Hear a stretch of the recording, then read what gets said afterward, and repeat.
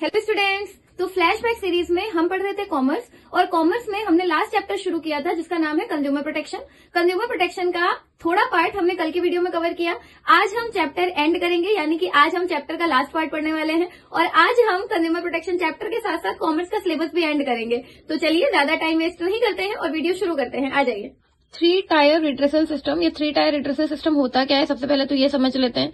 3 tyre redressal system का मतलब है वो एक सिस्टम जो गवर्नमेंट ने बनाया है कंज्यूमर्स के कंप्लेन फाइल करने के लिए कि कंज्यूमर्स को अगर किसी सर्विस में कोई डेफिशिएंसी मिलती है या कोई डिफेक्टिव प्रोडक्ट निकलता है या कंज्यूमर को उससे किसी भी तरीके का कोई हार्म होता है किसी भी प्रोडक्ट या सर्विस से, तो कंज्यूमर कंप्लेन फाइल कर सकता है। उसके लिए ये 3 टायर रिड्रेसल सिस्टम बनाया गया था कि अगर आप पहले इस लेवल पे जाओ, अगर इसमें नहीं सेटिस्फाई हुए तो दूसरा, उस पर भी नहीं हुए तो तीसरा, और अगर आप तीनों में सेटिस्फाई नहीं होते हैं then you can go for supreme court. उसके बाद आप सुप्रीम कोर्ट के पास जा सकते हैं क्योंकि वही जुडिशियल अथॉरिटी है, सबसे सुपीरियर, सबसे एपेक्स इंस्टीट्यूशन है वो। तो ये इस तरीके से और इसीलिए रिड्रेसल सिस्टम बनाया गया था ताकि कंज्यूमर्स को जस्टिस मिल सके और कंज्यूमर्स को एक्सप्लॉइट ना किया जा सके, सेलर्स के भी मन में थोड़ा सा एक डर रहे।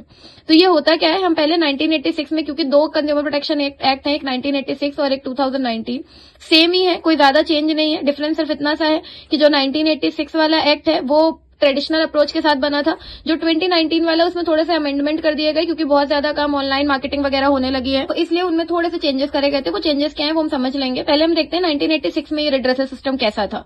तो पहले तो 3 इसमें बनाए गए, एक डिस्ट्रिक्ट लेवल पे कमीशन सेट की गई, एक स्टेट कमीशन और एक नेशनल कमीशन। डिस्ट्रिक्ट लेवल पे मतलब सबसे पहले it is set by state government set करती है इसको। A consumer can file complain of ₹0 to 25 lakh. आप 25 लाख तक की कंप्लेन डिस्ट्रिक्ट लेवल पे फाइल कर सकते हैं।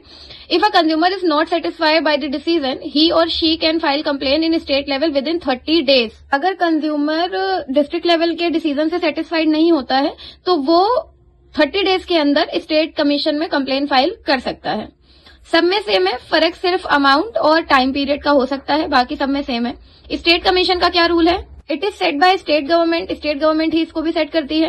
Complain can file of ₹25 lakhs to 1 crore। इसमें 25 लाख से 1 करोड़ तक की कंप्लेन फाइल करी जाती है।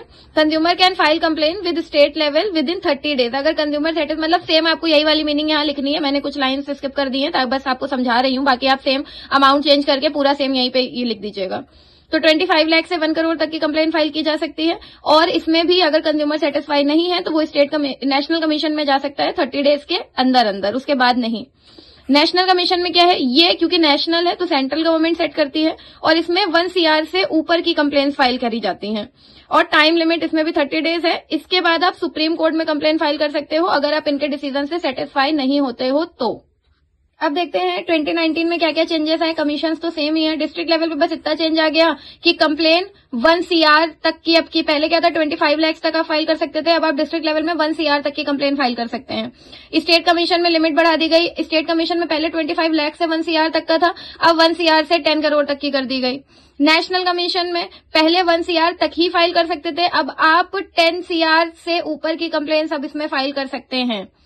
तो ये चेंजेस कुछ आए 2019 के एक्ट में, क्योंकि नॉर्मल सी बात है इन्फ्लेशन भी बढ़ा तो इन्फ्लेशन के साथ साथ कंज्यूमर्स का एक्सप्लॉयटेशन भी बढ़ा, तो इसलिए ये कंप्लेन अमाउंट भी बढ़ाना पड़ा। तो ये चेंजेस थे। अब हम देखते हैं हु इज अ कंज्यूमर। बहुत नॉर्मल सा क्वेश्चन आता है। So a person who purchase goods for self consumption is known as consumer.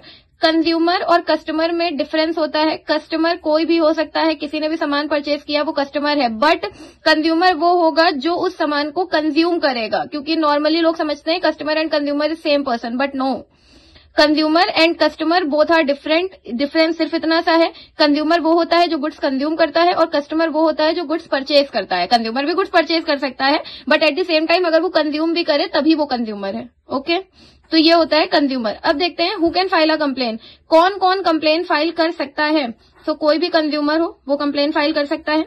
Any consumer association, कोई भी कंज्यूमर एसोसिएशन कंप्लेन फाइल कर सकती है। Group of consumers complain file कर सकते हैं। सेंट्रल और स्टेट गवर्नमेंट कंप्लेन फाइल कर सकती है। In case of death of consumer, अगर कोई ऐसी, जैसे मान लीजिए डॉक्टर्स के केस में होता है, सर्विस में बहुत ज्यादा, या मान लीजिए आपने कोई सामान खरीदा वो एक्सपायर्ड था, कोई भी रीजन था जिसकी वजह से कंज्यूमर की डेथ हो गई, कुछ भी रीजन हो सकता है, तो कंज्यूमर की डेथ हो गई तो उसका लीगल रिप्रेजेंटेटिव कंज्यूमर कोर्ट में कंप्लेन फाइल कर सकता है। तो ये लोग होते हैं जो कंप्लेन फाइल कर सकते हैं। तो स्टूडेंट्स, ये था आज का वीडियो कंज्यूमर प्रोटेक्शन एक्ट पे और आई होप आपको अच्छे से समझ आया होगा। अपनी अपनी बुक से इन डिटेल अच्छे से रीड करिए और प्लीज कंज्यूमर प्रोटेक्शन 1986 और कंज्यूमर प्रोटेक्शन 2019 के बीच का डिफरेंस बहुत अच्छे से करिएगा, बहुत इंपॉर्टेंट है। 2 मार्क, 4 मार्क, 5 मार्क किसी में भी आ सकता है, तो अच्छे से प्रिपेयर करके जाइए और वीडियो को लाइक करिए, दोस्तों के साथ शेयर करिए और चैनल को सब्सक्राइब करिए। Thank you so much.